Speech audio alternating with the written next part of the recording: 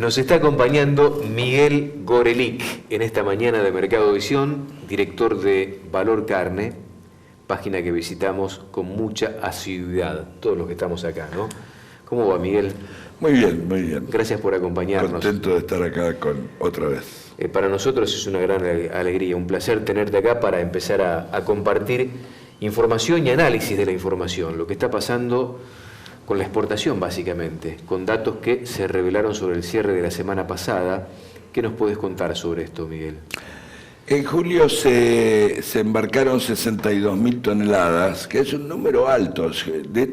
Julio sí, termina, alto el volumen, sí. Digamos, es un poquito más bajo que lo que hubo en mayo y en junio, pero completa un trimestre que tiene un ritmo de casi 800.000 toneladas por año. Está bien, es solo un trimestre, pero es muy importante. Estamos en un nivel de exportación muy alto y todavía no se siente el efecto de la última devaluación posterior a las elecciones. Que se supone puede ser un envión todavía más fuerte para la industria. Podría ser otro envión, sí. Sí, sí. ¿Y cuáles son los destinos? Nos imaginamos China liderando ampliamente como viene ocurriendo. China sigue teniendo un protagonismo muy importante, está arriba de las 3/4 partes del total de lo exportado por Argentina, alrededor del 75%, y después los otros mercados que le siguen de lejos se mantienen, son los tradicionales, Unión Europea, Israel, Chile, Rusia, en menor medida Brasil. ¿Podemos, desde los mercados que nos llevan este volumen muy importante para la actividad comercial de Argentina, tratar de definir qué es lo que se está llevando el mercado mundial de Argentina? Porque digo, China uno lo asocia básicamente con la vaca. Sí, pero ya hay algunos registros de operaciones de carne con hueso o de carne enfriada, como hubo en julio, lo que es un indicio de que esto puede cambiar un poco, pero claramente los chinos venían comprando hasta ahora un tipo de producto de precio entre medio y bajo, y en el caso de los productos de precio bajo, básicamente se satisfacen con vaca. ¿No hay ya novillo y vaquillona en ese componente para China exclusivamente? Puede haber algo, muy poquito, en productos de precio bajo. En productos de precio medio hay más novillos. Sí. Los mercados que llevan calidad, al cual asociamos básicamente a la Unión Europea, después hay otros, ¿no? Pero como insignia la Unión Europea, ¿están pagando como para que la industria pueda derramar un poco más o está tranquilo el negocio ese? No, en Europa el precio está muy tranquilo.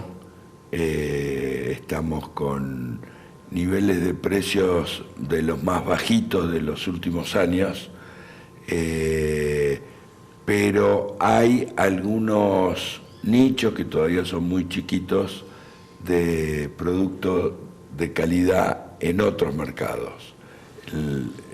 Estaba viendo también que en julio empezó a registrarse algunos embarques de carne de alto precio para Estados Unidos, pero estamos hablando de volúmenes que no impactan.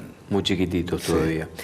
Ahora, la pregunta es, venimos teniendo volúmenes muy importantes de exportación, China lidera eso, se asocia a la vaca, estacionalmente ya no vamos a tener una oferta tan generosa como la que veníamos teniendo del lado de la vaca, ¿no?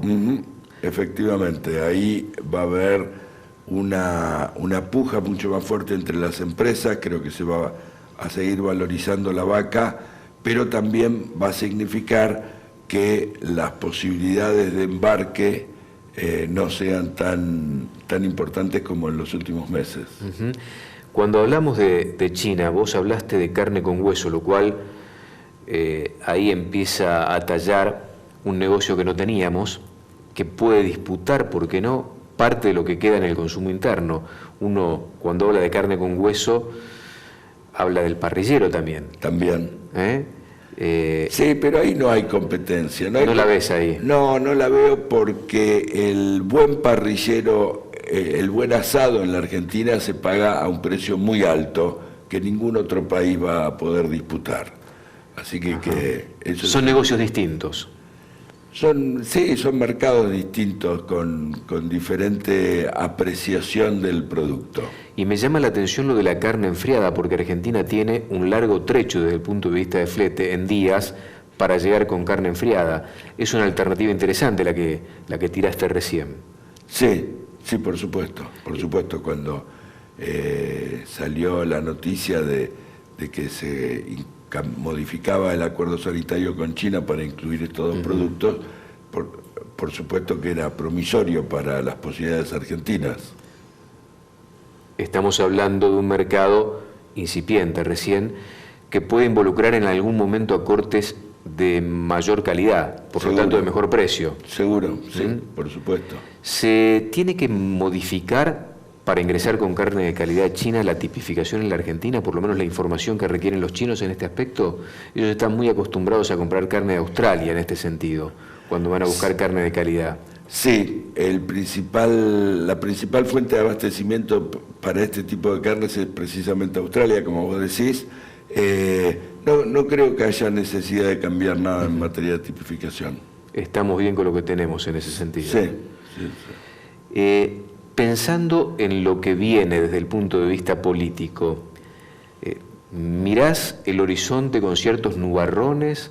¿Qué podría llegar a ocurrir en la Argentina? Es lo que se pregunta el productor, Miguel, ¿no? Vos hablás con cualquier productor y ¿qué van a hacer? ¿Van a cerrar las exportaciones? Cosa que yo no creo. ¿Van a tratar de morigerar el impacto que vienen teniendo las exportaciones poniéndole más retenciones al producto? Digamos, alternativas hay variadas. El productor tiene mucha incertidumbre.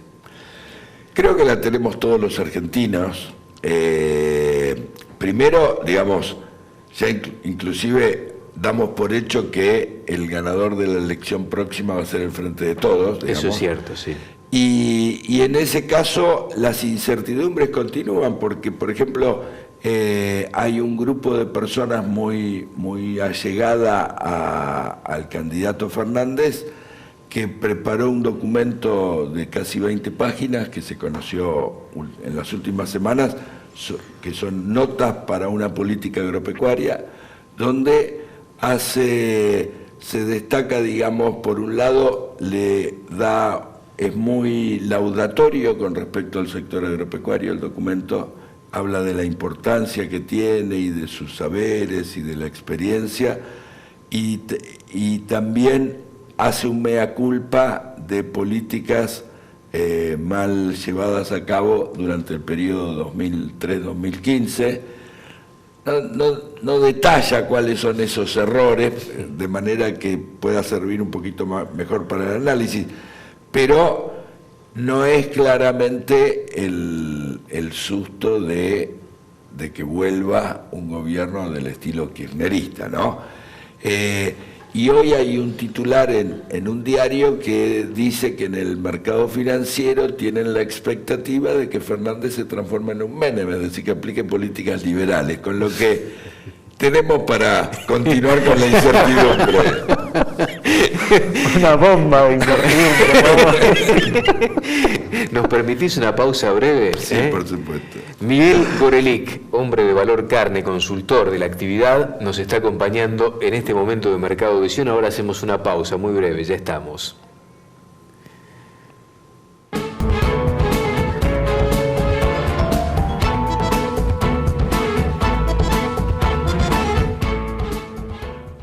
Nos está acompañando el licenciado Miguel Gorelick, hombre de Valor Carne, director de esta página, que tiene mucha y muy buena información con respecto a toda la actividad ganadera, fundamentalmente. Miguel, el productor, el que hace novillo o el que vende vaca para la exportación, dice, la industria hoy puede pagar mucho más de lo que está pagando. Y enseguida te pone el ejemplo de lo que paga la industria en Paraguay, en Brasil y en Uruguay. ¿Por qué hay tanta dispersión de precio en la región cuando en definitiva los compradores son los mismos? Bueno, no exactamente lo mismo, pero de todas maneras algún alineamiento debería haber con diferencias, porque no es lo mismo calcular el poder de compra de una industria cuando un país exporta el 70% del total, como es el caso de Uruguay o de Paraguay, o el 20-30% del total, como es el caso de Brasil o de la Argentina. Pero de todas maneras, en el largo plazo debería haber algún acompañamiento de los precios, que en este momento no está sucediendo por dos motivos importantes. Por un lado, Uruguay se desligó del nivel de precios de sus socios del Mercosur y está en un nivel que para mí es inconsistente y peligroso hasta cierto punto, porque digamos, cuando los precios se desbalancean demasiado, finalmente sufre toda la cadena, ¿no? Y hoy tiene precios, no solamente superó a los de Australia, sino que superó a los de Estados Unidos y desde hace un mes superó a los de Europa. Esto claramente es una inconsistencia, digamos. Uruguay no puede estar mucho más tiempo con este nivel de precios sin tener alguna crisis en su esquema ganadero. Miguel, ¿y eso que es la industria de Uruguay compitiendo por el ovillo para exportar? Exactamente. ¿Qué paga ese valor? Hay una capacidad de faena demasiado grande para el stock que hay, y la oferta no alcanza a cubrir las expectativas y las posibilidades de negocios que el mundo ofrece en cantidades importantes. Entonces está pagando muy por encima de lo que podrían.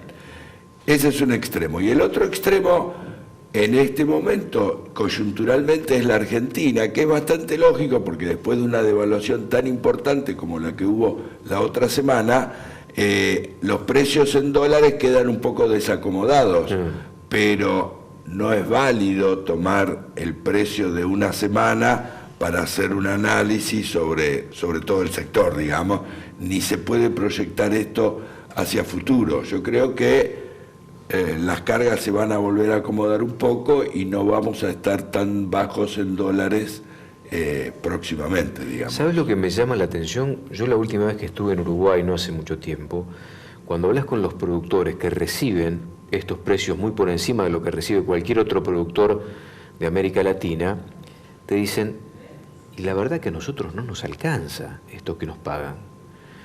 Lo cual te llama a la reflexión de, ellos te dicen, tenemos un país muy caro. También tiene que ver, es otro punto para agregar, con cómo es el tipo de, cuán competitivo es el tipo de cambio por ahí en ese momento del país, y por supuesto que no todos los 4 países del Mercosur están alineados en ese sentido, pero claramente Argentina, que venía de unos cuantos años con un tipo de cambio que no era demasiado competitivo, con los ajustes del año 18 y este último de la semana pasada, hoy la Argentina tiene un cambio competitivo. Por eso un candidato opositor como Fernández dice, este tipo de cambio es suficiente, alcanza, digamos. Entonces, con un tipo de cambio muy competitivo, los valores de cualquier país en dólares internamente son relativamente bajos. Entonces, no es lo mismo.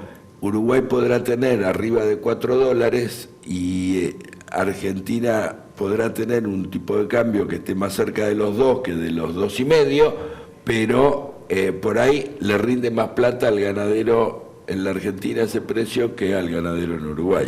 Se habló mucho de la liquidez. Bueno, todavía hay. Vos escuchás a los analistas, a colegas tuyos, que tienen peleas dialécticas y de análisis con respecto a si hay o no liquidación en la Argentina, o si la hubo. Lo cual a nosotros no tenemos, yo no tengo una postura definida, porque la verdad que no, estamos ahí al límite del análisis.